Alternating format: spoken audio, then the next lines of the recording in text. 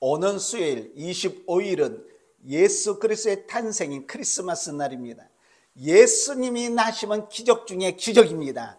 축복 중에 축복입니다. 은혜 중에 은혜인 줄로 믿습니다.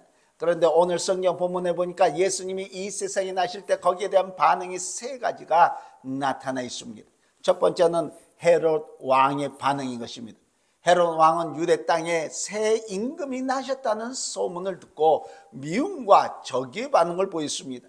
왜 그렇습니까? 새 아기가 자기의 생활에 간섭이 될까봐, 자기의 위치와 세력과 영향력에 어떠한 침해를 당할까 염려돼서 두려웠던 것입니다. 요한복음 1장이 기록된 대로 빛이 어둠에 비칠 때 어둠이 깨닫지 못하고 어둠은 빛을 싫어한 정도가 아니라 빛을 미워한 줄로 믿습니다. 악은 선을 미워하는 것입니다.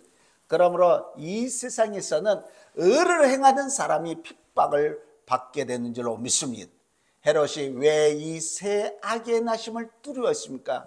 왜 아기를 죽이려 했습니까? 그들은 자기들의 불의한 생활, 어둠의 생활을 하기를 원했지만은 예수 그리스도는 그에게 방해가 되었기 때문에 예수님을 죽이고자 했던 것입니다.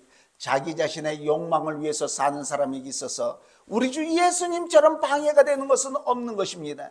그래서 기독교 2000년 역사 동안에 보니까 예수 그리스도를 위해서 살려는 사람들은 핍박과 멸시와 천대와 죽임을 당해왔던 사실을 우리는 보게 된 줄로 믿습니다. 예수님이 세상에 나신 것은 마구간입니다. 만왕의 왕으로 와주신 우리 주 예수님을 어두운 이 세상은 알지도 못했고 그래서 그렇게 푸대접 했던 것입니다. 뿐만 아니라 예수님이 나신 그 이튿날 멀리 애굽으로 피난하지 않으면 안 될 형편이었습니다. 이 얼마나 수고와 어려움이 많겠습니까? 예수님의 평생 좀 편한 날이 있었습니까? 악한 세상은 의로운 왕을 핍박했던 것입니다. 두 번째로는 제사장과 서기관들의 반응인 것입니다. 이들은 아기 예수가 나신 일에 완전히 무관심했습니다. 그들은 헤롯 왕의 소동 때문에 성경을 펴고 미가서 5장을 찾아서 베들레헴에서 한 다스리는 자가 나와서 내 백성 이스라엘의 목자가 되리라는 예언을 읽어줬습니다. 그들은 예수님의 나심을 알고 있었습니다. 그러나 그들은 성전의 예식과 율법의 토론에만 몰두했지 예수님에 대해서는 무관심했던 것입니다. 성경이 문학적이고 교류적인 토론과 또 신학적인 토론 때문에 예수님의 정신, 아니 예수님마저 잃어버리고 많은 신학자나 교회 지도자의 모습이 이와 같이 있다고 생각하지 않으십니까?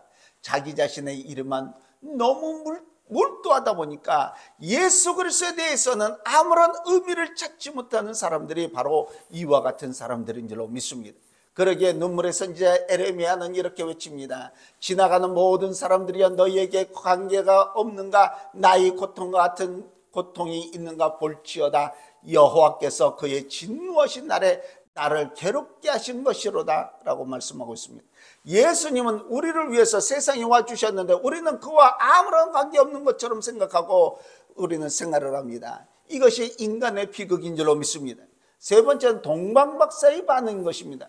동방박사들은 별을 보고 찾아와서 아기 예수 그리스도를 만나보게 되었고 저희가 미리 준비하고 온 그 값진 선물을 예수 그리스도 발 앞에 드렸습니다.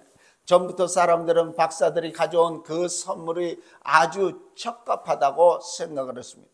그들이 준비한 황금은 임금을 위한 예물이었습니다.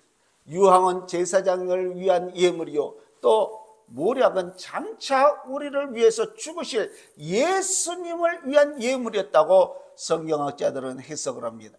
예수님은 이 세상 사람들을 위해서 사시다가 마침내 사람을 위해서 죽으려고 이 땅에 와 주신 줄로 믿습니다. 예수님은 우리를 위해서 자기 생명과 자기의 목숨을 바치기 위해서 이 땅에 와 주셨습니다. 동방박사들은 참되신 왕이요 완전한 최고자의 제사장이고 마침내는 인간을 구원하기 위해서 가장 높으신 구주가 나심을 예언하게 된 것입니다. 동방박사들이 떠나자 하나님께서는 요셉에게 헤롯이 아기를 죽이려 하니 일어나 어서 아기와 그 모친을 데리고 애굽으로 피하여 내가 이를 때까지 거기 있으라고 하셔서 그 즉시 애굽을 향하여서 이제 피난길에 오르게 됐던 것입니다. 아기 예수의 피난, 이 이야기 가운데서 이런 전설이 있습니다. 요셉과 마리아 그리고 예수님은 애굽으로 가는 도중에 날이 저물어서 쉴 곳을 찾았지만 인가가 없고 피곤한데 마침 동굴 하나를 발견하게 됐습니다. 날씨가 매우 추워서 땅바닥에 하얀 서리가 깔려 있습니다. 그래서 아기 예수님과 요셉 그리고 마리아는 동굴 속에 좀 들어가서 쉬기로 하고 들어갔습니다. 이때 한 마리의 거미가 아기 예수님을 보았습니다.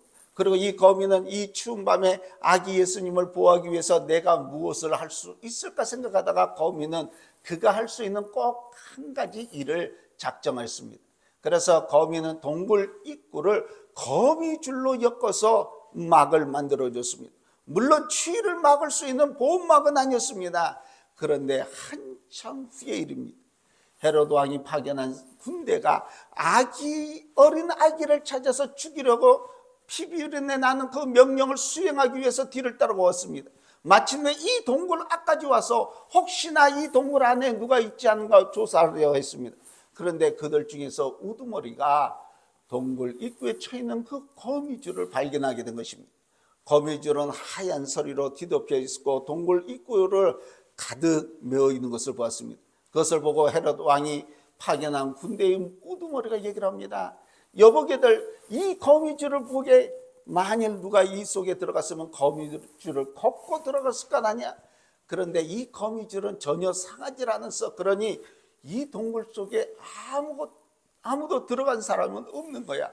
그리고 나서 이 군대들은 예수님에게 손을 대지 않고 그대로 지나가 버리고 만 것입니다.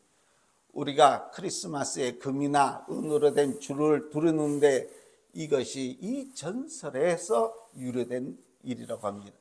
번쩍이는 금은 사슬의 장식들은 애굽을 향한 길가에 있었던 동굴 입구에 펼쳐졌던 거미줄을 대신한 것입니다.